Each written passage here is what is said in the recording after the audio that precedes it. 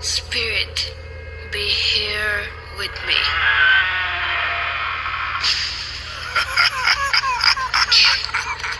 কে তুমি? তো যাই হোক, আরো একটা নতুন এপিসোড এবং এই নতুন এপিসোডে আপনাদের সবাইকে স্বাগত জানাচ্ছি। আমি এই মুহূর্তে যে ঘটনাটা পড়ব, যে ঘটনা দিয়ে শুরু করতে চাই আমাদের আজকের এই এপিসোডটি, সেটিও আপনাদেরই একজনের পাঠানো ঘটনা এবং তিনি যেভাবে লিখেছেন আমি চেষ্টা করছি সেইভাবে পড়ার।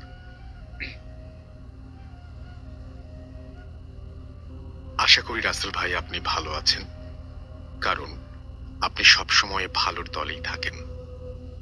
আমি মোহাম্মদ রাকাত রহমান রাফি। আমার বাসা নারায়ণগঞ্জের বন্দরে। আমি একজন স্টুডেন্ট, 10ম শ্রেণীতে পড়ি।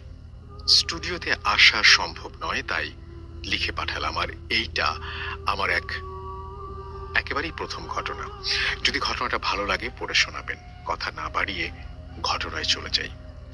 ঘটনাটি আমি শুনেছি আমার আম্মুর কাছ থেকে।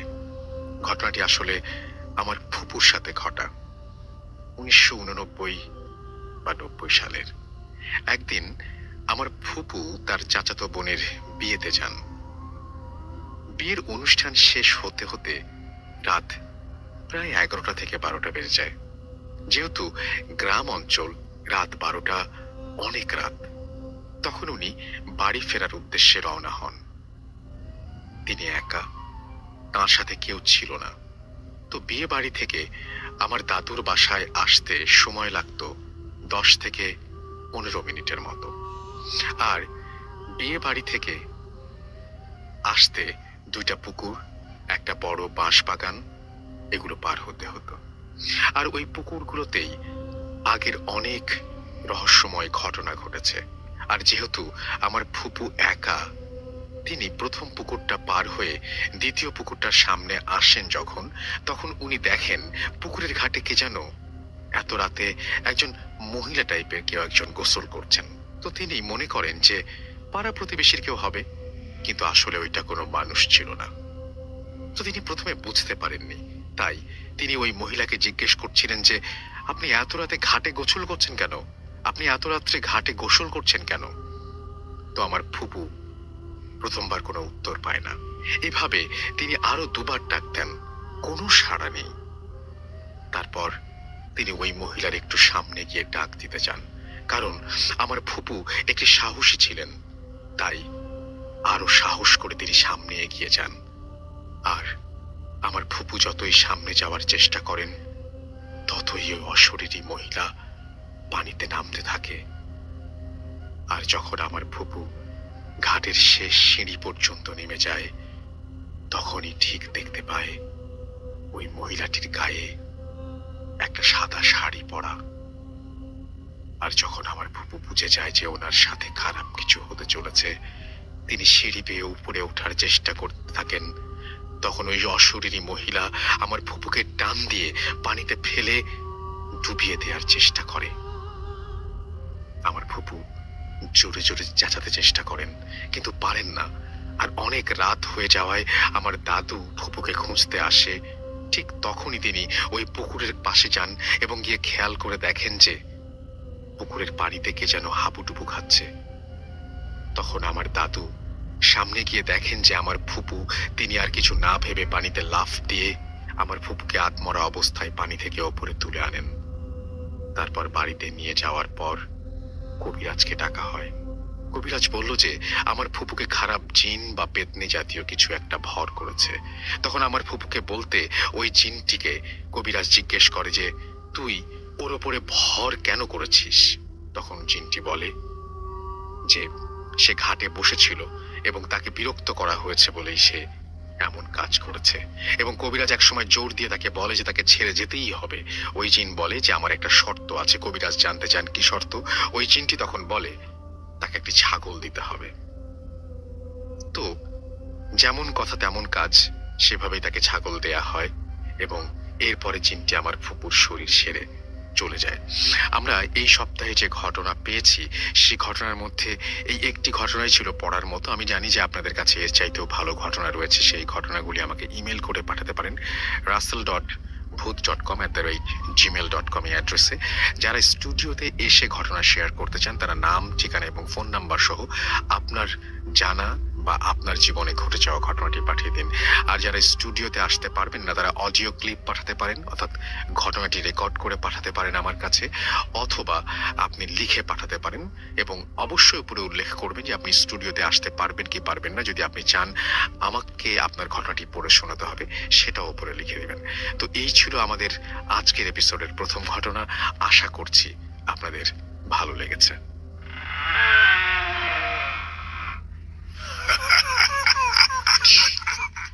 কে তুমি? Bhoot.com. The fear returns with Russell.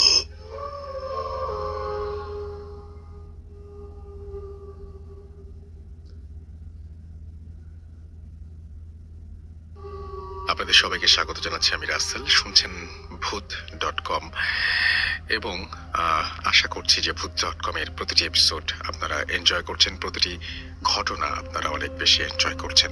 যদি আপনাদের এতটুকু ভালো লাগা দিতে পারি তাহলেই আমরা নিজেদের সার্থক মনে করব। আরও একবার জানিয়ে দিই আমাদের ইমেল অ্যাড্রেসটি। আমাদের ইমেল অ্যাড্রেস হচ্ছে russell.bhoot.com@gmail.com, which is russell.bhoot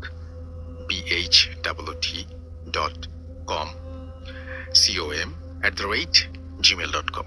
এখানে আপনারা ইমেল পাঠাতে পারেন। ইমেলের শুরুতে অবশ্যই আপনার ঘটনার শুরুতে লিখবেন যে ঘটনাটি আপনি স্টুডিওতে এসে শেয়ার করতে চান, নাকি আপনি চান আপনার ঘটনা আমরা পড়ে শোনাই। যারা দেশের বাইরে আছেন তারা অডিও ক্লিপ পাঠিয়ে দিতে পারেন। আর যারা ঘটনা চান স্টুডিওতে এসে শেয়ার করতে তারা নাম, ঠিকানা এবং ফোন নাম্বার লিখতে অবশ্যই ভুলবেন না। আর যারা রেকর্ড করে অর্থাৎ অডিও ক্লিপ পাঠাতে চান আমাদের কাছে তারা অবশ্যই এমন একটা জায়গায় রেকর্ডিংটা করবেন যেন সেই জায়গাটা কোয়াইট থাকে, তাহলে অনেক সুবিধা হয় আমাদের জন্য। তো যাই হোক, আমি চলে যাব আমাদের পরবর্তী ঘটনায় এবং এই ঘটনাটি আমাদের সাথে যিনি শেয়ার করবেন আমরা তার সাথে আগে একটু পরিচিত হয়ে নেই। আপনার নামটা প্লিজ একটু বলবেন। আমার নাম রিমঝিম খান। আমি ঢাকা ক্যান্টনমেন্ট থেকে, মানে ঢাকা ক্যান্টনমেন্টে থাকি। ওকে, আপনার যে ঘটনাটা সেই ঘটনাটা কোথায় ঘটেছে? ভাইয়া কিছু প্রবলেম থাকায় যদি তার এলাকাটার নামটা আমি না বলি, আচ্ছা। সেটা গোপন রেখেই আমি ঘটনাটা বলতে চাই। ঘটনাটা কি আপনার ফ্যামিলির কারোর সাথে ঘটেছে নাকি আপনার যে ঘটনাটা আমার নিজের সাথেই ঘটে। নিজের সাথেই ঘটা? ওকে, চলে যাই ঘটনায়। ঘটনাটা শুরু হয় 2017 সালের শেষের দিকে, প্রায় ডিসেম্বর মাসে। তখন আমি এসএসসি পরীক্ষা দিব, তো তার প্রিপারেশন চলছে আর কি। তো নর্মালি আমার স্কুল ডে শিফটে হওয়ায় আমার কোচিং প্রাইভেট শেষ করতে করতে প্রায় সন্ধ্যা, এমনকি রাত 8টা-9টা বেজে যেত। তো এমনই একটা নর্মাল দিনে আমি কোচিং থেকে ফিরছিলাম। তো ভাই আমার বাসা কিন্তু যাওয়ার জন্য একটা বাজার ক্রস করে যেতে হতো। জি। তো আমার বাসায় যাওয়ার 2টা রাস্তা ছিল। তো সচরাচর মানুষ যেটা ব্যবহার করে সেটা দিয়ে আমি যাওয়ার জন্যই আর কি রওনা হলাম। কিন্তু ওই বাসার সামনে যেয়ে দেখি যে বাসার সামনে অনেক লোকজন, মানে যাওয়ার কোনো জায়গা ছিল না। তা আমি একটু সাহস করে ভাবলাম যে মাত্র তো 7টা বাজে, এখন আর কি হবে। তো আমি অন্য একটা রাস্তা আছে সেটা দিয়েই রওনা হই। তো ভাইয়া অল টাইম আমার কাছে একটা ছোট টর্চ লাইট থাকতো, তো আমি ওটা বের করে হাঁটা শুরু করলাম। ওই রাস্তাটা কিন্তু একটা মন্দিরের রাস্তা। আচ্ছা। ওই রাস্তাটার পাশে একটা মন্দির পড়ে। আর ভাইয়া ওইটা মেনলি আপনার সব কিছুর পিছনের দিক, মানে ব্যাক সাইড আর কি। জাস্ট মন্দিরের রাস্তাটার ফ্রন্ট সাইড, বাকি সব বাড়িটা, বাজারের সব কিছুর ওটা ব্যাক সাইড। আচ্ছা। তো আমি সাহস করে রওনা হলাম। আমি ভূত বা জিন এগুলা বিশ্বাস তো করতাম, কিন্তু মানে ভয় অতটাও পেতাম না। আচ্ছা। আমি সাহস করে এগিয়ে গেলাম। ওই মন্দিরের ভিতরে আপনার 2টা বড় বড় গাছ ছিল। একটা ছিল জবা গাছ আর একটা শিউলি গাছ। শিউলি গাছের একটা বেশ মোটা সোটা ডাল মন্দিরটা ক্রস করে মানে বাইরে বের হয়ে আসছে। আমি যখন হাঁটতে হাঁটতে ওই ডালের কাছে, ডালটার নিচে আসলাম, তখন আমি ফিল করলাম যে মনে হয় গাছের উপরে কেউ বসে আছে এরকম। তা আমি ফার্স্টে মনে করলাম যে থাকতেই পারে, এলাকার হয়তো কোনো ছোট বাচ্চা শয়তানি করে ওখানে বসে আছে। তো ভাই আমি মানে কে ওটা সেটা দেখার জন্য আমার যে টর্চ লাইটটা সেটা বের করে আমি আস্তে আস্তে উপর দিকে, মানে নিচ থেকে উপর দিকে নিয়ে দেখি যে 2টা পা। পাটার যে পাতাটা সেটা কিন্তু আমার দিকে ঘোরানো। হুম হুম, আমি ভাবলাম যে ঠিক আছে ফেসটা দেখি বাচ্চাটা কি। তো আমি আরেকটু টর্চটা উপরের দিকে উঠাতেই দেখি যে বাচ্চাটার পিঠটা আমার দিকে ঘোরানো, মানে বাচ্চাটা পাটা উল্টা। হুম হুম। তো এটা দেখে আমি কি রিয়াক্ট করবো আমি কিছু বুঝতে পারলাম না। আমার কি দৌড়ে পালানো উচিত বা চিৎকার করা উচিত নাকি, এরকম কোনো সেন্সই আমার মধ্যে কাজ করছিল না। তো ওই টাইমে ওই মন্দিরের পাশে একটা হিন্দু বাড়ি ছিল, সেই বাড়ি ছোট একটা বাড়ি মন্দিরের সাথে লাগানো, সেই বাড়ি থেকে একজন আমাকে ডাক দিল যে মা তুমি এদিকে আসো। তখন আমি ওনার কাছে গেলাম, যে দেখলাম যে হ্যাঁ ওই বাড়ির মালিক আঙ্কেলটা আমাকে ডাক দিল। আঙ্কেলটা বলল যে মা কিছু হয়নি, তুমি কিছু দেখোনি, তুমি যেগুলো দেখেছো সেগুলো ভুলে যাও, ওগুলার কথা আর কাউকে বলো না, তোমার কিছু হবে না। আমি বললাম যে আচ্ছা আঙ্কেল, আমি কি দেখলাম কেন দেখলাম এই বিষয়টা নিয়ে ভাবতে ভাবতে আমি বাসায় আর কি যাই। যাওয়ার পরে সেই দিন রাতে খাওয়া দাওয়া করে ঘুমালাম, কিছু হলো না। পরপর 3 রাত আমার মানে স্বাভাবিকই গিয়েছে। চতুর্থ রাতে আমি রাত্রেবেলায়, আমার কিন্তু ভাইয়া নামাজ পড়ার একটা হ্যাবিট আছে, কিন্তু আচ্ছা। কোনো কারণে সেই দিন রাতে আমি এশারের নামাজটা পড়তে পারিনি। তো না আচ্ছা। পড়ে আমি ঘুমিয়ে যাই। হঠাৎ মাঝরাতে আমি মানে ফিল করি যে আমার ঘরটা আস্তে আস্তে আপনার মানে ঠান্ডা হয়ে আসছে। হুম হুম, তো আমি ভাবলাম যে কি ব্যাপার, শীতকালে তাই বলে এত ঠান্ডা হবে। তা আমি মানে মনে হচ্ছে যে ঘরটাতে মানে কেউ একজন আছে, মানুষের উপস্থিতি থাকলে তো একটা আলাদা টের পাওয়া ফিলিং যায়। হয়। হুম, তো ওইরকম আমি আস্তে আস্তে চোখ খুলে দেখি ভাইয়া আমার যে বেডের যে সামনের দিকে, সেই দিকে মানে চার মানে 4টা সেম সাইজের 4টা লোক দাঁড়ানো। আচ্ছা। কিন্তু ভাই যেটা একেবারে প্রথমত ইম্পসিবল, কারণ বাসায় আমি আর আমার মা ছাড়া কেউ থাকে না, সো কেউ আসার তো কোনো পসিবিলিটি নাই। আর সেকেন্ড ভাই যে জায়গাতে তারা দাঁড়িয়ে আছে ওই জায়গাতে মানে কোনো মানুষ ঢুকতে পারবে না, কারণ সেখানে কোনো গ্যাপই নাই।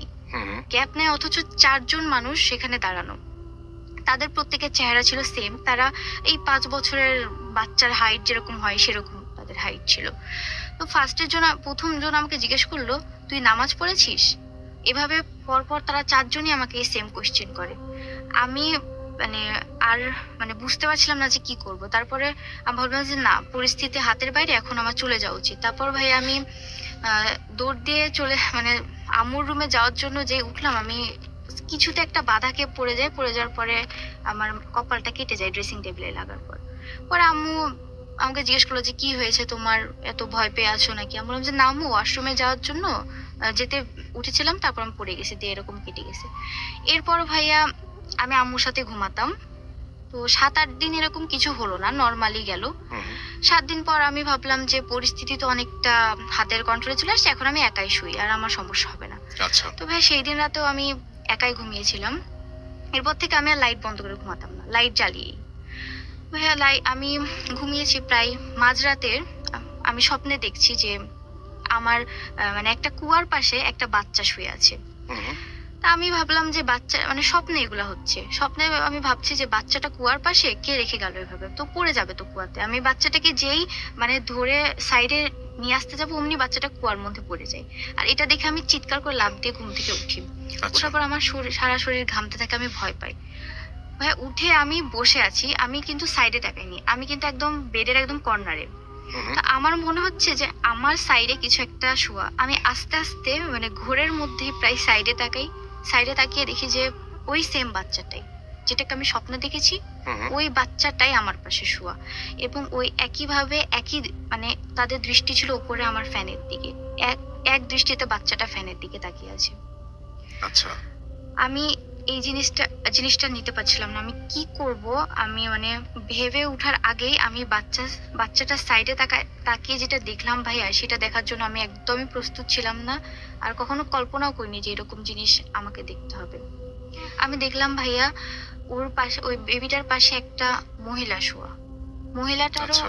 দৃষ্টি পুরা, আপনি নিজের চোখে দেখছেন একদম? জি ভাইয়া আমি একদম আচ্ছা। নিজের চোখে দেখছি যে মহিলাটারও দৃষ্টি একদম সেম উপরের দিকে, তার পুরো বডি স্থির। হুম, আমি আরো বেশি অবাক হলাম ভাইয়া যখন ওর হাতের দিকে দেখলাম। ওর ওই মহিলার ডান হাতটা ভাইয়া কন্টিনিউয়াসলি বেড়ে যাচ্ছে, মানে লম্বা হচ্ছে? একদম লম্বা হয়ে যাচ্ছে। আচ্ছা। লম্বা হতে হতে মানে পুরা আমার রুমের যে গেটটা, সেই গেট বরাবর চলে যাচ্ছে। ভাইয়া আমি এটা আপনি একদম জাগা অবস্থায় নিজের চোখে দেখেছেন? ভাইয়া একদম জাগা অবস্থায়, এমনকি লাইটও জ্বালানো ছিল, আচ্ছা। ছোট চার্জার লাইট গুলো জ্বালানো ছিল রুমের। আমি ভাইয়া মানে তখন আর আর কোনো উপায় না পেয়ে আমি চিৎকার করলাম, কারণ মানে ওরা দুইজনই আমার নামার রাস্তাটা ব্লক করে রেখেছে। আমি জি। নিচে যে যাব, আমি যে দৌড় দিব তারও কোনো উপায় ছিল না। পরে আমি চিৎকার দেই। চিৎকার দেওয়ার পরে আমার আম্মু আসে। আমার আম্মু আসার পরে দরজা নক করে। এটা আমি শুনতে পাচ্ছি যে আম্মু দরজা নক করছে, যে আম্মু দরজা নক করে বলে যে তুমি দরজা কেন লক করেছো? ভাই আমি কিন্তু দরজা লক করে কখনোই ঘুমাই না। হুম হুম। বাট আনফর্চুনেটলি তখন কিভাবে দরজাটা লক হয়ে গিয়েছিল বুঝার কোনো মানে বুঝতে পারিনি। আর ভাই আমাদের বাসাগুলো আপনার অনেকটা ক্লোজ, একটা বিল্ডিং থেকে আরেকটা বিল্ডিং এর দূরত্ব খুব বেশি ছিল না, তাই আশপাশের ফ্ল্যাটের যেই লোকজন আছে তারা আমার চিৎকার শুনে তারাও আমার বাসার মেন গেটে আসে। তারাও আচ্ছা। ভেবেছে যে হয়তো কোনো বিপদ হয়েছে, প্রবলেমে পড়েছে, হেল্পের দরকার, তারাও আসে। আমার আম্মু ভাই কোনো ওয়ে না পেয়ে, আম্মু যেটা বলে আম্মুর কাছ থেকে শোনা, কোনো ওয়ে না পেয়ে আম্মু মেন গেট খুলে দেয়। এলাকার কয়েকজন বড় ভাই এসে দরজা ভেঙে রীতিমতো আমার রুমের দরজা ভেঙে তারা আমাকে রেস্কিউ করে। ভাইয়া 6 ঘন্টা পর আমার জ্ঞান ফেরার পর আমার আম্মুর কাছ থেকে যেটা শুনলাম সেটা হচ্ছে ভাই আমার ঘর নাকি পুরাটা পানিতে ভরা ছিল। মানে হুম। রীতিমতো ফ্যান থেকে টপ টপ করে পানি পড়ছে। ফ্লোরে যদি ভাইয়া পানি থাকে তাহলে বলা যায় যে হ্যাঁ বালতির পানি কেউ হয়তো ফেলেছে, কিন্তু আপনার থেকে রুফ থেকে কিভাবে পানি পড়বে সেটা সেটাই। তো মানে টোটালি পসিবল না আর কি। তো ভাইয়া এরপর আমি আর মানে নিতে পারলাম না ভাইয়া, আমি আমার আম্মুকে সব কথা বলে দিলাম। সেই গাছের উপর ওই বাচ্চাটাকে দেখার পর থেকে শুরু থেকে যা হয়েছে সব বললাম। তো ভাইয়া এখানে বলি যে আমার দাদি কিন্তু আপনার এসব জিন, তারপরে আমার দাদির কাছে কিন্তু জিন থাকে হুম হুম। এবং তারা খুব অ্যাক্টিভ জিন। তো আমার দাদি হঠাৎ করে ওই দিন অ্যাক্টিভ বলতে কেমন অ্যাক্টিভ বলেন তো, কি active করে? বলতে কি করে আপনি আমার দাদি বাড়িতে যদি যান তাহলে আপনি রোজ রাতে দেখতে মানে মনে করেন যে আপনি বাসাটাকে অগোছালো করে রেখেছেন, হুম। ময়লা করে রেখেছেন, পরের দিন সকালে উঠে দেখবেন যে আপনার বাসা পুরো ক্লিন। তার মানে তারা ভালো কাজ করে। হ্যাঁ একদম ভালো কাজ করে এবং তারা খুব ফ্রেন্ডলি, বিভিন্ন আচ্ছা। দিক থেকে সাহায্য করে। তো আপনাদের কোনো ভয় লাগে না ওই বাসায় যে এরা আছেন বা এরকম কিছু? এটা তো হ্যাঁ কোনো আগে ভয় লাগতো, কিন্তু পরে মানে অভ্যাস হয়ে গেছে। তারাও তো আমাদের কেউ ক্ষতি করে না, রাইট রাইট। উপকারী করে। ওকে, তারপর কি বলছিলেন আপনি? সেখানে চলে যাই। তারপর ভাই সেই দিন সন্ধ্যাবেলায় হঠাৎ করে দাদি ফোন দেয়। দাদি কিন্তু এমনিতে অতটা আমার খোঁজ খবর নেয় না, দরকার হলে নেয়, না হলে নাই। তো সেই দিন হঠাৎ করে উনি ফোন দিয়ে আমার আম্মুকে বলেন যে কি ব্যাপার, ওর কি কোনো সমস্যা হয়েছে? আমার আম্মু বলে যে খামাখা টেনশন করবে, তাই আম্মু কিছু বলেনি। বলে যে না কিছু হয়নি, এই নর্মালি আছে। বলছে না আমি স্বপ্নে দেখলাম যে ওর অনেক অসুস্থ, ওর অনেক মানে ওর সারা শরীর দিয়ে রক্ত বের হচ্ছে, এটা আমার দাদি স্বপ্নে দেখে।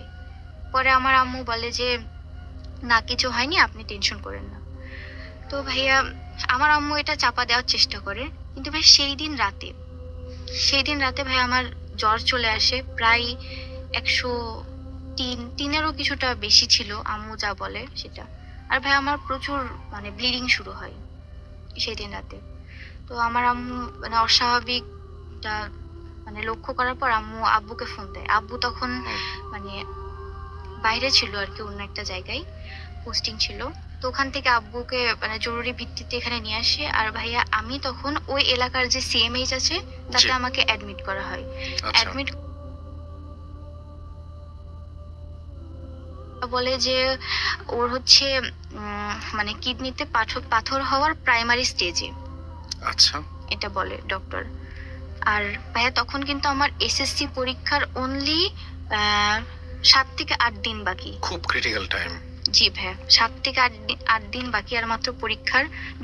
ডক্টর তো বলেই দিয়েছে ভাইয়া যে না ও এবার আর এক্সাম দিতে পারবে না, এবারটা আপনারা গ্যাপ দেন। তো এটা শুনে তো আমার আব্বু আম্মু অনেকটা ভেঙে পড়েছে। আব্বু তো কিছুই জানে না, আব্বু তো ভেবেছে যে হয়তো এটা অসুস্থতা, কিন্তু আম্মু তো জানে ব্যাপারটা যে কি। তো এরপর কোনোভাবেই কিছু হচ্ছে না, ব্লিডিং বন্ধ হচ্ছে না। ডক্টর বললো যে না একে ভর্তি থাকা লাগবে, মানে বাসায় নিয়ে যাওয়ার উপায় নাই। আচ্ছা। আর আমার দাদি কিন্তু ভাইয়া রীতিমতোই ফোন দিচ্ছে যে ওর কিছু একটা হয়েছে, তুমি বলো, আমি সবকিছু মানে টের পাচ্ছি। কিন্তু আমার আম্মু মানে কোনো ওয়ে না পেয়ে শেষমেশ বলল যে এরকম এরকম ও দেখেছে গাছের উপর থেকে শুরু করে তারপরে ঘুমের মধ্যে এগুলা দেখে, তো এসব ওর সাথে হচ্ছে, এখন কি করা যায়? তখন আমার দাদি বলল তুমি আগে কেন এসব কথা বলনি, তাহলে তো এত দূর বিষয়টা গড়াতো না। তখন আমার দাদি বলল যে আমি যেটা বলছি সেটা করো, আর আব্বুকে যেন কিছু না জানায়, এটা বললো। দাদি বললো যে তুমি ওকে হসপিটাল থেকে বাসায় নিয়ে যাও। তখন আম্মু বলে যে হসপিটাল থেকে বাসায় নিয়ে যাও মানে ডক্টর যদি না না রিলিজ করতে চায় আমরা কিভাবে নিয়ে যাবো, বলছে তুমি রিকোয়েস্ট করো। তখন আম্মুর রিকোয়েস্টে ডক্টর আঙ্কেল বললেন যে ঠিক আছে, এখন যেহেতু অনেকটা মানে কন্ডিশন একটু better। হ্যাঁ বেটার, তো আপনি বাসায় নিয়ে যান, বাট আমরা ওকে ট্রিটমেন্টের ভিতরেই রাখবো। তখন আম্মু বললো যে ওকে, ওর বাসায় ওর ট্রিটমেন্ট হবে। আমাকে বাসায় নিয়ে গেল ভাইয়া। বাসায় নিয়ে যায় তখন এটা কি আপনার দাদির পরামর্শে? জি দাদির পরামর্শে। বাসায় যখন নিয়ে যায় তখন ভাই সন্ধ্যা ছিল। সন্ধ্যাতে বাসায় নিয়ে যাওয়ার পর দাদি ফোন দেয়। দাদি আম্মুকে ফোন দিয়ে বলে যে ওকে ফোনটা দাও, আমি ওর সাথে একটু কথা বলবো। তারপর আমাকে ফোনটা দিল। আমাকে ফোন দিয়ে দাদি বলে যে দাদু যা হয়েছে এগুলোতে ভয় পাওয়ার দরকার নেই, আমি এখন তোমাকে যেটা বলি তুমি সেটা করো। আমি বলছি হ্যাঁ দাদি বলেন। বলছে আজকে রাতে তোমার ঘরে একজন আসবে যে তোমাকে সুস্থ করে দিয়ে যাবে, তুমি ভয় পাবা না, তুমি একদম ভয় পাবা না, আর হচ্ছে কাউকে কিচ্ছু বলবা না, যা দেখবা সেটা একদম চুপচাপ দেখবা, কোনো আওয়াজ করা যাবে না, ও যা করবে ওকে করতে দিবা। আমি বললাম যে ঠিক আছে দাদি, আমি ভয় পাবো না। তখন ভাইয়া যথারীতি সবাই ডিনার করে শুয়ে গেল। তারপর আমার আম্মু কিন্তু জানে যে এরকম কিছু একটা হবে আজকে রাতে। তো ভাই আমি শুয়ে আছি, আমি তো অপেক্ষা করছি যে জিনিসটা কি আমি একটু দেখি। ভাই অনেকক্ষণ হলো কোনো রকম কোনো মানে কিছুই আন্দাজ করতে পারলাম না যে, তারপর আস্তে আস্তে কখন আমি ঘুমিয়ে পড়েছি আমার খেয়াল নেই। পরে প্রায় আপনার ফজরের আগ দিয়ে প্রায় 3টা বা 3:30 এরকম সময় হঠাৎ ভাইয়া আমি চোখ মেলতে দেখি আমার মানে ঘরটা ধোঁয়াতে মানে ভরে যাচ্ছে আস্তে আস্তে আস্তে আস্তে, অনেক কুয়াশা যখন একসাথে হয় যেরকম ওই রকমটা। পরে আমি সারা ঘরে একবার তাকালাম যে কি হচ্ছে। পরে ভাই আমি দেখি আমার মানে পায়ের দিকটাই মানে কুয়াশাগুলো জমাট বেঁধে আছে। আচ্ছা। জমাট বেঁধে আস্তে আস্তে সেগুলা একটা অবয়ব মানে একটা শরীরের আকার নিচ্ছে, একটা মানুষের আকার। পরে আমি মানে অনেক ভালো মতো সেই জিনিসটা লক্ষ্য করার পর দেখলাম যে ওটা একটা লোক, একটা মানুষে পরিণত হ্যাঁ হলো। একটা মানুষে আচ্ছা। পরিণত হলো। মানুষটা অনেকটা জোব্বা পরে থাকলে যেরকম মানে ওর আকার হয় সেরকম, লম্বা কোনো পোশাক। হ্যাঁ লম্বা কোনো পোশাক, এবং মানুষটাও স্বাভাবিক হাইটের চেয়ে অনেকটাই লম্বা আর কি। তো ভাইয়া মানুষটা আমি দেখলাম যে সেই মানে লোকটা প্রায় আপনার 5 মিনিট ধরে স্থির মানে ওভাবে দাঁড়িয়ে আছে, নড়ে না চড়ে না কিছু করে না। 5 মিনিট ধরে যে জায়গাতে দাঁড়ানো ছিল সেইভাবেই দাঁড়িয়ে আছে। 5 মিনিট পর সেই জিনিসটা দেখলাম ভাইয়া মানে মুভ করে আমার পুরো ঘরকে মানে পুরো রুমটাকে ও একটা রাউন্ড দিল। আচ্ছা। আর ভাই এখানে আরেকটা বলি, আমি একটু ভুলে গিয়েছিলাম। আমার দাদি কিন্তু আমাকে বলেছিল যে চাল ভাজা আছে না, জি জি জি। চাল ভাজা, বলছে তুমি তোমার আম্মুকে বলবা যে 1 বাটি চাল ভাজা যেন তোমার পাশে কোনো একটা বাটিতে রেখে দেয়, আচ্ছা। রেখে দেওয়া হয়। তো ওকে। ওই দাদির নির্দেশ মতো চাল ভাজা ওখানে রাখা ছিল। তো ভাইয়া ওই জিনিসটা আমার পুরো রুমটাকে মানে রাউন্ড করে ঘুরে আসার পর ও এসে আমার যে টেবিলের উপর যেখানে চাল ভাজাটা রেখেছিলাম ওটার সামনে এসে দাঁড়ালো। ভাইয়া মানে জিনিসটা আমার থেকে মানে মাত্র 1 থেকে 1.5 হাত দূরে ছিল, আমি জি। দেখতে পাচ্ছি তার ফেসটা, আমি বুঝতে পারি না কিন্তু কিছু একটা আছে সেটা বুঝতে পারছি। পরে ভাইয়া ওই অত লম্বা মানুষটা মানে ঝুঁকে যেভাবে সিজদা করে সেভাবে ওই চালের বাটিটার উপর ঝুঁকে কিছু একটা করলো। করার পর ভাইয়া ওভাবে আবার ওই সিজদার রত অবস্থায় সে প্রায় 5 মিনিট আবার ওভাবে স্থির হয়েই ওই কি যেন করছিল। পরে 5-6 মিনিট পর সে আবার উঠে দাঁড়ালো, মানে সোজা হয়ে আবার আমার ঘরটা পুরা মানে চক্কর দিল, পুরো ঘরটাকে সে রাউন্ড করে কিছু একটা করলো।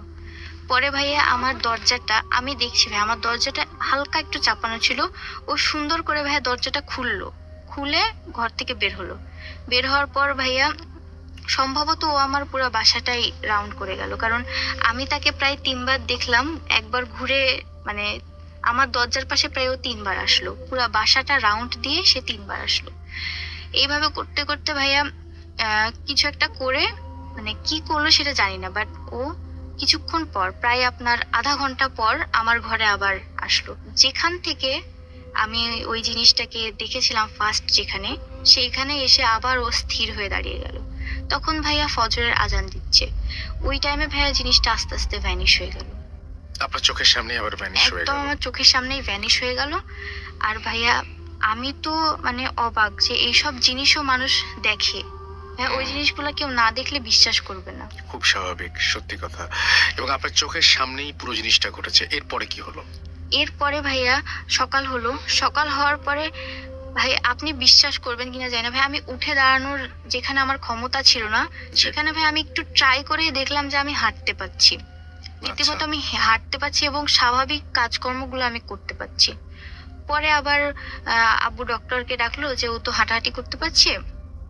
তখন ডক্টর আবার চেক আপ করে বললো যে ও তো এখন সুস্থ, ও তো মানে স্বাভাবিক কাজ তো করতে পারবে, কোনো সমস্যা নাই? না মানে এটা জাস্ট মিরাকেল আর কি, যেটা কিভাবে হলো। মানে এটা আপনার জীবনে ঘটেছে একদম জি পুরোপুরি? ভাই একদম আমার জীবনে ঘটা। এবং তখন আমি ভেবেছিলাম যে আপনাকে ওটা বলবো আর কি, কিন্তু আচ্ছা। সময়ের অভাবে আর কি তো হয়নি। তারপর থেকে কি এখন পর্যন্ত আর কোনো সমস্যা হয়েছে আপনার? ভাই সেরকম সমস্যা হয় না, কিন্তু আমার স্বপ্নে প্রচুর মানে আমি স্বপ্নে যা দেখি, বিশেষ করে ভাই আমি আমার মাকে নিয়ে স্বপ্নে যা দেখি সেটাই সত্যি হয়। ভাই এটা কি আমি বলবো? এটা আমরা তাহলে আরেকটা ঘটনায় বলবো। Thank you so much. আপনার ঘটনাটা অনেক চমৎকার ছিল, আপনাকে অনেক ধন্যবাদ।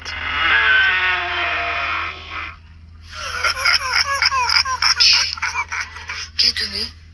Bhoot.com. The fear returns with Russell.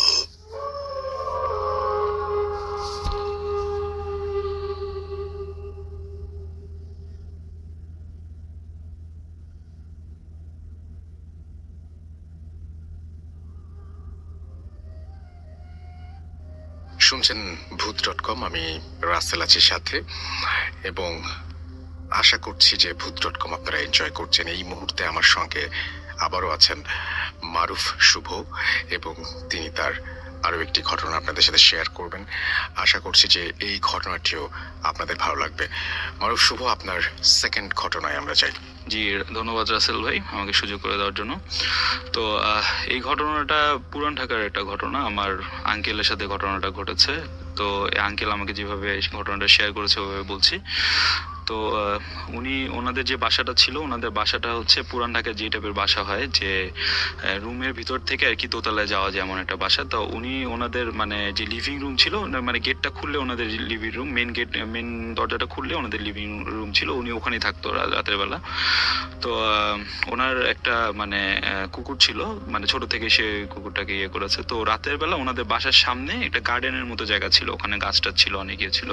তো ওইখানে কুকুরটাকে উনি ছেড়ে দিত রাতের বেলা। আর কুকুরটা পুরো গার্ডেনে ঘুরতো আর চিলাচিলি করতে ইয়ে করতো, অনেক চিল্লাতো রাতের বেলা। ও সে মনে করতো অন্ধকার বা মানুষজন একটু আশেপাশে দেখলে হয়তো বা চিল্লা, এরকম ইয়ে। তো একদিন মানে ওনার রুমের মেন দরজাটা খোলাই ছিল, উনি রাতের বেলা ওখানে পড়ছিল। তো পড়তে পড়তে মানে হঠাৎ করে মানে কুকুরটা অনেক চিল্লাচ্ছে। তো চিল্লাতে সে মানে রুমের ভিতর ঢুকে যায় আর অনেক কাঁপতেছে। মানে তার কুকুরটা কাঁপা আর মানে কমতেছে না। মানে পরে কুকুরটাকে টান দিয়ে সে আবার বাইরে নিয়ে যাচ্ছে, সে আর যাবে না, মানে তাকে কোনোভাবেই টেনে নিয়ে যাওয়া যাচ্ছে না বাইরে। তো এই জিনিসটা আসলে কোনো সময় হয় না, ওই মানে সবসময় ও নর্মালি বাইরেই থাকে রাতের বেলা। তো এটা সে অবাক হলো যে ও বাইরে যেতে যাচ্ছে না কেন, আর পুরো শরীর কাঁপতেছে আর ইয়ে করতেছে। তো চিল্লানো বন্ধ।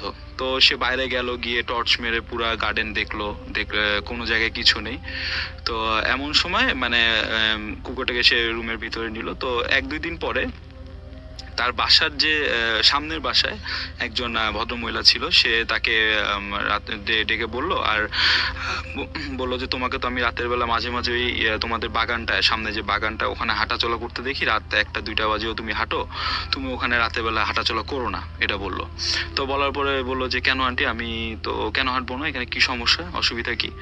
বললো যে অসুবিধা তোমাকে ওভাবে আমি বলতে পারবো না, তুমি হয়তো বা এটা বিশ্বাস করবে না, কিন্তু তুমি রাতের বেলা বাবা এখানে হেঁটো না, জায়গাটা বেশি রাতের বেলা সুবিধা না, ভালো না। বলে যে কেন আন্টি, এখানে কি কোনো চোরের সমস্যা বা কোনো ইয়ের সমস্যা, আমাকে বলেন।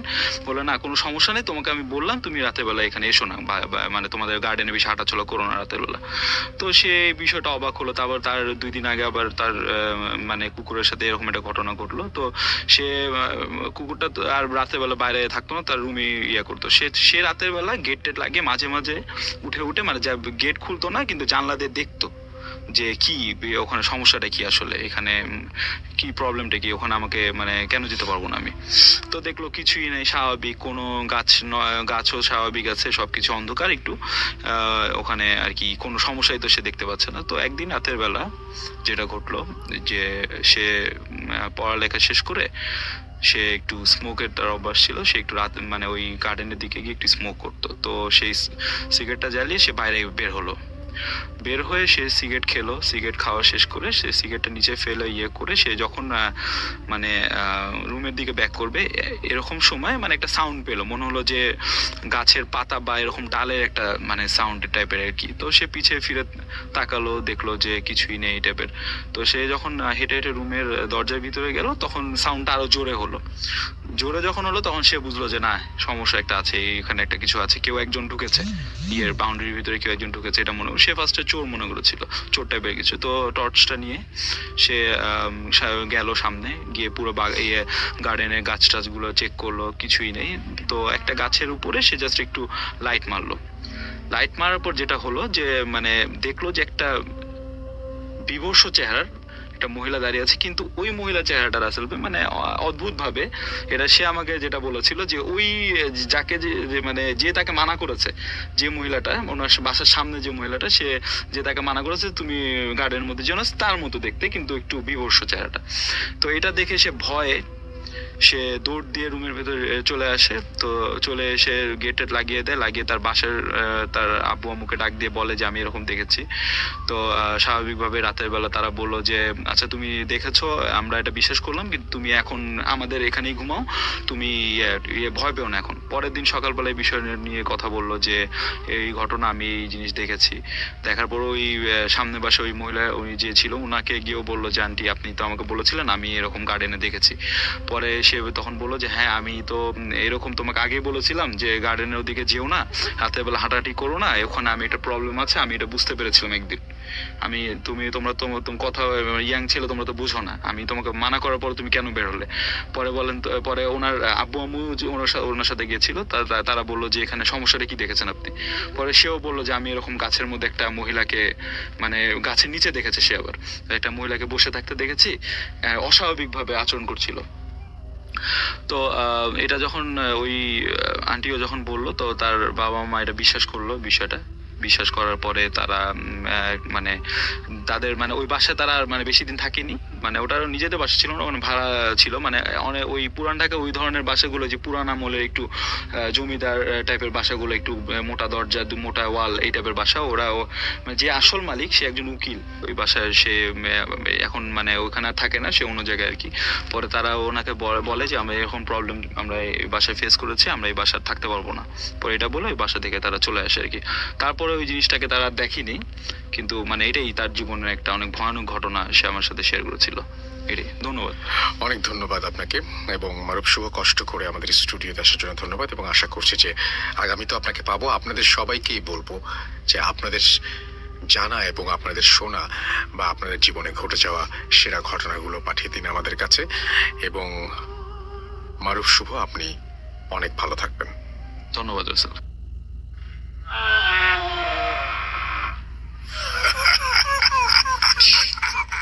কে তুমি?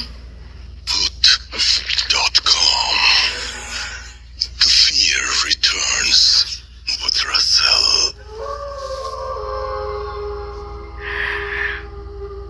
ওয়েলকাম ব্যাক, আপনাদের সবাইকে আরো একবার স্বাগত জানাচ্ছি। আমি রাসেল, আপনারা শুনছেন ভূত.com স্বাধীন অ্যাপে। আমাদের আজকের ঘটনা আমরা কিছুক্ষণের মধ্যে আবারও শুরু করব। আমি একজন অতিথিকে আমন্ত্রণ জানিয়েছি, তিনিও আপনাদের সাথে ঘটনা শেয়ার করবেন। তার আগে আমি আপনাদের ইমেল অ্যাড্রেসটা একটু আপনাদের সাথে শেয়ার করি। আমাদের ইমেল অ্যাড্রেস হচ্ছে russell.booth.com which is Russell RUSSELL .BHWT.com@gmail.com. It's very easy. আর আমাদের দুটো ফেসবুক পেজ ভূত.com নামে রয়েছে, এবং আমাদের ভূত.com একটা গ্রুপও খোলা হয়েছে, যেখানে আপনারা আপনাদের ঘটনা শেয়ার করতে পারবেন। আমাদের নেক্সট প্ল্যান সম্পর্কে জানতে পারবেন, আমরা কোথায় যাচ্ছি, কি করছি, কারা আসছেন, আমরা ছবি শেয়ার করব, আমরা লাইভে এসে আপনাদের সাথে সরাসরি কমিউনিকেট করব, আপনাদের সাথে কথা বলবো, সেই ধরনের প্ল্যানও রয়েছে। সো আশা করব যে পুরোটা সময় আমাদের সঙ্গে থাকবেন। আমাদের আজকের অতিথি আমার পাশেই বসে আছেন। আপনার নামটা প্লিজ একটু বলবেন, তারপর আপনি কোথা থেকে এসেছেন সেটা একটু বলবেন, তারপরে আপনার ঘটনায় যাব। আসসালামু আলাইকুম। ওয়ালাইকুম সালাম। হ্যালো ডিয়ার লিসেনার, আমি হচ্ছে মোহাম্মদ আশিকুর রহমান। আমি আসছি মিরপুর মাজার রোড থেকে। আচ্ছা, তা আমি এখন যে ঘটনাটা আপনাদের সাথে বলতে যাচ্ছি সেটা হচ্ছে আপনার আমাদের এলাকারই। আমি থাকি হচ্ছে মাজার রোডে ফার্স্ট কলোনিতে, আর ঘটনাটা যেখানে ঘটছে সেটা হচ্ছে সেকেন্ড কলোনিতে। তো সেকেন্ড কলোনিতে আমাদের একটা ওইখানে ইংলিশ মিডিয়াম স্কুল আছে, মেথডিস্ট। তো ওইটার পাশেই এই ঘটনাটা, এটা একেবারেই রোড সাইডে। তো এখানে একটা প্লটের উপরে 3টা বাড়ি নির্মাণ করা আছে। তো মূলত কাহিনী ওই বাড়িটাকে নিয়েই। তো রাস্তার পাশে যে বাড়িটা আছে ওই বাড়িটা অনেক আগে থেকেই ওইটার মধ্যে অনেক ধরনের সমস্যা চলতেছে। এমনকি আমরা ওইখানকার কিছু স্থানীয় লোকজনদেরকে জিজ্ঞাসা করে যতটুকু জানতে পারলাম যে ওই বাসার মধ্যে একজন হাজি আছে, সে আপনার 4 ওয়াক্ত নামাজকে বিশ্বাস করে, বাট 5 ওয়াক্ত সে পড়ে না আর কি। তো সে নাকি এরকম বদজিন পালে অথবা তাদের সাথেই থাকে, এরকম কিছু একটা আর কি আছে। আর সাথে সাথে আরেকটা বিশেষ ব্যাপার হচ্ছে যে ওই হাজির একটা মেয়ে আছে। তো তার যে চেহারার শেপ, তার চেহারার আকৃতি, এটা মূলত এলাকার লোকজন যেগুলি বললো যে বানরের আকৃতি তার চেহারার মধ্যে লোম আছে, আর চেহারাটা একেবারেই বানরের মতো। তো আমরা 5-6 জন ফ্রেন্ড মিলে একদিন একটা অ্যাডভেঞ্চার করার চিন্তা ভাবনা করি। তো আমাদের ফ্রেন্ডের মধ্যে বৌদি ছিল, লটু ছিল, সাদ্দাম ছিল এবং কাকা অনেক ছিল। তো এরকম আর কি 5-6 জন মিলে তো আমরা একটা অ্যাডভেঞ্চার করার প্ল্যান করি। তো যেই কথা সেই কাজ অনুযায়ী আমরা ওই বাড়ির ওইখানে চলে যাই। তখন রাত আনুমানিক 12:30 থেকে 1টা এর মধ্যেই আর কি। তো আমরা এর আগে একটা কথা বলে রাখি, সেটা হচ্ছে যে ওই বাড়িটার ওই প্লটের ওইখানে 3টা বাড়ি আছে। তো মূলত প্রত্যেকটা বাড়ি 5-6 তলা কইরা। তো রোড সাইডে রাস্তার পাশে যে বাড়িটা আছে ওই বাড়িটা হচ্ছে 4 তলা। আর ওই বাড়িটার সাথেই রহস্যের অনেক কিছু আছে। যেমন ওই বাড়ির মধ্যে বেশ কিছু বছর আগে একটা মাদ্রাসা তৈরি করা হয়েছিল। তো মাদ্রাসার যে সমস্ত ছাত্ররা থাকে, তো তাদের বিভিন্ন সময় বিভিন্নভাবে দেখা গেছে নাক মুখ থেকে রক্ত বের হইতেছে। এইভাবে বিভিন্ন সমস্যার কারণে ওইখান থেকে মাদ্রাসাটা চলে যায়, এখানে মাদ্রাসা টিকে না। তো ওই মাদ্রাসা যাওয়ার পরে ওই বাড়ির নিচে বেশ কয়েকটা দোকান তৈরি করে ওই বাড়ির মালিক। তো দোকানগুলি তৈরি করার পরে ওই দোকানে ওইখানে 2টা দোকান ভাড়া হয়। এর মধ্যে একটা দোকান থাকে পাইপের, আর একটা দোকান হচ্ছে থাইয়ের। তো ওই দোকান যখন রাত্রেবেলা অফ করে রাখা যায়, তো সকালবেলা যখন সে দোকান খুলতে আসে, তো দোকানের ভেতরে যে সমস্ত পাইপ, যেমন ওই ইউপিভিসি পাইপ আছে, বিভিন্ন প্লাস্টিকের পাইপ, এগুলি সমস্ত কিছু এলোমেলো এবং ভাঙাচোরা। দোকানটা পুরো গোছালো অবস্থায় রেখে যেত, আর সকালবেলা যখন আসতো তো এইভাবে এলোমেলো আর ভাঙাচোরা অবস্থায় এরকম থাইয়ের দোকানেরও সবকিছু এলোমেলো থাকতো। আচ্ছা। তো এইভাবে পালাক্রমে চলতে থাকে। তো একটা পর্যায়ে ওই দোকানদার দোকান ছেড়ে চলে যায়। আচ্ছা, মানে ভয়েই চলে যায় কোথায়? ভয়েই চলে যায়। তো এরকম আমরা ওই বাড়ির ভেতরে ঢোকার মতো কোনো স্কোপ নাই, সব স্কোপগুলি অফ করা। তো ওই বাড়িতে যদি সচরাচর কেউ এমনিতে ঢুকতে যায়, তো এলাকার লোকজন আছে যারা আর কি ঢোকার জন্য বারণ করে। আচ্ছা। তো আমার একটা ফ্রেন্ড আর কি আমার একটা জুতা ওইখানে, মানে ওই জুতাটাকে ওইখানে ফেলে দিতে বলে। আমি ওই জুতাটাকে ওইখানে ফেলে দিই। এরপরে আমাদের যে আমাদের সাথে ছিল অনেক কাকা, অনেক, তার আমরা কাকা বলে ডাকি। তো সে আমাদের বলে যে আমি দেয়ালের সাইডে দাঁড়াইছি, তুই ভিতরে যা। তো আমি ভিতরেই জুতার জন্য আর কি জুতাটাকে আনার জন্য ভিতরে যাই। তো রাসেল ভাই, ওইখানে আসলে পানি পড়ার মতন কোনো ব্যবস্থা নাই, যেহেতু এটা অনেক বছর যাবত বন্ধ। ওটা একেবারেই অকেজো। এখানে পানি, বিদ্যুৎ, গ্যাস এগুলি সংযোগ পুরোপুরি বিচ্ছিন্ন। তো আমি যখন ওই জুতাটাকে আপনার ওই বিল্ডিং এর একেবারে নিকটেই পড়া ছিল জুতোটা, তো জুতোটাকে যখন আমি এরকম আনার জন্য যাই, তো আমার কানে আসে পানি পড়ার যে একটা সাউন্ড, টপ টপ টপ, এরকম একটা সাউন্ড। তো মনে হইতেছে যে এই সাউন্ডটা প্রথমে আমি পাইলাম। তো পাওয়ার পরে এই সাউন্ডটা মনে হইতেছে যে বাইরে গেছে, top top top top top করে বাড়তেছে। তো আমি এইটার শব্দের ভয়ে খুব দ্রুতই ওইখান থেকে দৌড়া এরকম দেয়াল টপকে চলে আসি, বাইরে চলে আসি। তো বাইরে চলে আসার পরে এলাকার একজন লোকের সাথে দেখা হয়ে যায়। তো ওই লোকটা মুরব্বী আমাদেরকে বলতেছে যে এখানে কেন ঢুকছো, এখানে কি কারণে ঢুকছে, এখানে তো ভালো না, এই জায়গা ঢুকলে সমস্যা হয়। তো আমরা ওই আঙ্কেলকে জিজ্ঞাসা করলাম যে আঙ্কেল এখানে ঢুকলে কি হয়েছে বা ঢুকলে কি প্রবলেম। তো আঙ্কেল আমাদেরকে এরকম এরকম ওই হাজির ব্যাপারে বলতো যে উনি এরকম 4 ওয়াক্ত নামাজ পড়ে, 5 ওয়াক্ত পড়ে না, আর উনি এরকম বদ জিন ওইখানে পালে। এরপর আরো বিস্তারিত তার মেয়ের ঘটনায়, তারপর ওই বাসার মধ্যে কোনো বাচ্চা কাচ্চা বল টল কুড়াইতে গেলে ওরা ওই মেয়েকে এরকম উত্তেজিত করে দেয়, তারপর ওই হাজি তাদেরকে এরকম মারধর করে। তো ফাইনালি ওনার সাথে কথা বলে আমরা, ভেতরে আরো 2টা বাড়ি আছে, ওই দুইটাই 5-6 তলা কইরা। তো ভেতরে একেবারে মাঝখান পর্যায়ে যেই বাড়িটা আছে ওই বাড়িতে 3 তলায় শুধু একটা লাইট জ্বলে, বাকি পুরা বাড়ির আর কোনো ফ্ল্যাটে কোনো লাইট টাইট কিছু নাই। আর সবচেয়ে বড় মানে আকর্ষণীয় বিষয় হচ্ছে যে আপনার বাসার ছাদের উপরে অনেক বড় একটা গাছ, যেটা পুরা বাসার ছাদটাকে এরকম বট গাছের মতনই, কিন্তু পুরা বাসার ছাদটা এরকম আটকা রাখছে, এত বড় গাছ। তো আমরা পুরা গলির মধ্যে যাই। তো গলির মধ্যে যাওয়ার পরে সাইডে আরেকটা বাসা আছে, ওই বাসাটার 2 তলায় সম্ভবত কিচেন রুম। তো ওইখানে একটা লাল 100 ওয়ার্ডের সম্ভবত লাইটটা, তো ওইটা জ্বলতেছিল। তা আমাদের একটা ফ্রেন্ড ছিল, ও সাদ্দাম, ও একটা ফোনের মধ্যে ডিভাইস নিয়ে আসছে, হ্যাঁ, ওটা বলতেছে যে গোস্ট প্রোটেক্ট মানে এরকম একটা কিছু বলতেছে, একটা অ্যাপ। তো ওইটাকে আমাদেরকে যেটা বললো যে হ্যাঁ এটা অরিজিনাল, এটা দিলে আসলে কোথায় কি আছে এই জিনিসগুলি বোঝা জানা যায় বা হ্যাঁ বোঝা যায়। হ্যাঁ হ্যাঁ, এই জিনিসগুলি জানা যায়। তো আমরা ওইটা নিয়ে ওইটার ধারাবাহিকতাই ওইখানে যাওয়া হয় আর কি আমাদের। তো ওই বাসার সামনে যখন আমরা যাই, তো ওই বাসার মধ্যে একটা 100 ওয়াটের লাইট জ্বলতেছিল, শুধু একটা ফ্ল্যাটই 2 তলায়। পাশে একটা অনেক বড় আর কি আপনার ওই হাসনা হেনা ফুল, সম্ভবত লাল ফুলগুলি আর কি। তো ওই ফুল গাছ একটা আছে অনেক বড়, ঝোপঝাপ পুরা, আর পুরা নীরব ওই জায়গাটায়। 2টা বাড়ির মধ্যে কোনো ফ্ল্যাটে কোনো লাইট টাইট নেই, শুধু ওই ফ্ল্যাটটার মধ্যে লাইট জ্বলতেছে।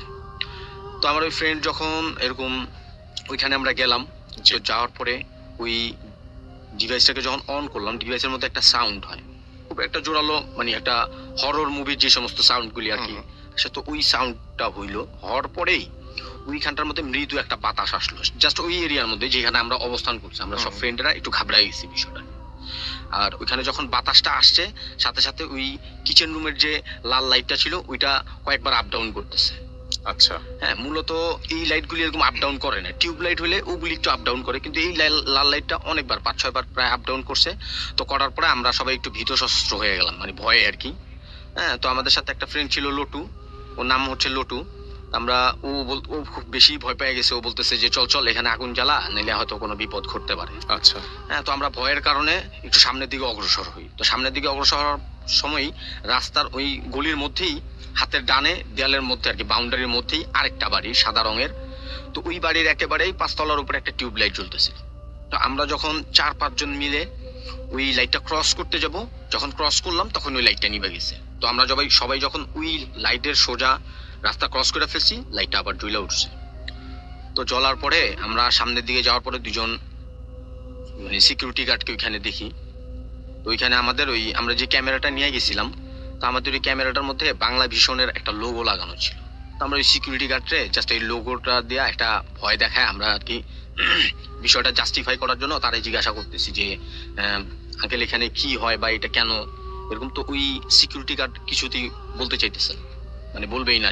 সে বলতেছে যে আমরা যদি আপনার কাছে এই বাসার ব্যাপারে অথবা এখানকার ব্যাপারে কোনো কিছু বলি, তাহলে আমাদের উপরে পরবর্তীতে একটা সমস্যা চলে আসবে। মানে সেটা কি তার চাকরিগত ভাবে সমস্যা, না। নাকি ওই বাসা থেকে কোনো একটা সমস্যা? হ্যাঁ, ওই বাসাতেই যেগুলি আছে, আচ্ছা, তারা সমস্যা। হ্যাঁ, তারা এর আগে একজন নাকি বলছিল এরকম ঘটনা।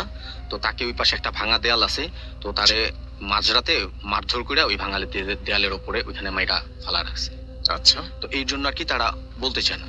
তো আমরা এটা দেখার পরে আমরা ওইখান থেকে চলে আসি। এরপরেও আসলে যাওয়ার কথা ছিল, কিন্তু আমরা আর যেতে পারিনি।